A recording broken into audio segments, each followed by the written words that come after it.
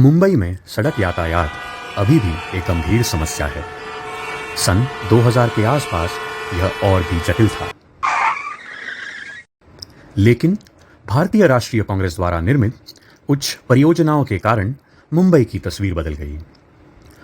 उनमें से एक है शिवड़ी नावा शेवा मुंबई ट्रांस हार्बर लिंक। साल था 2003-2004। मुंबई से पनवेल और उससे आगे तक एक ही रास्ता था, सायन पनवेल रूट, और वह रास्ता भी उतना चौड़ा नहीं था जितना कि अब है। इसी कारण सायन पनवेल रोड पर ट्रैफिक जाम बहुत आम बात थी। रोज हजारों वाहन और लाखों लोग ट्रैफिक जाम में फंसते थे।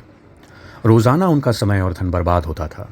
मुंबईकर के साथ राज्य की जनता की इस समस्या को समझते हुए तत्कालीन मुख्यमंत्री और कांग्रेस के दूरदर्शी नेता स्वर्गीय श्री विलासराव देशमुख जी ने मुंबई के विशाल समुद्र की ओर ध्यान केंद्रित किया और भारत का सबसे पहला समुद्री पुल बनाने का विचार रखा, मुंबई को नावा शेवा से सीधे जोड़ने का।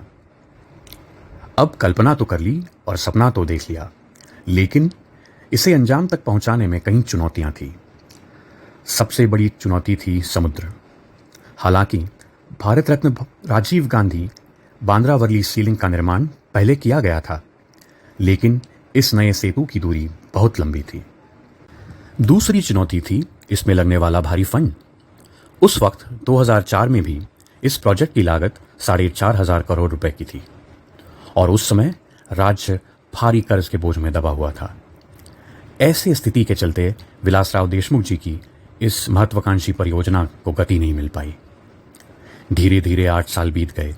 इन 8 वर्षों के दौरान इस परियोजना पर अध्ययन जारी रहा।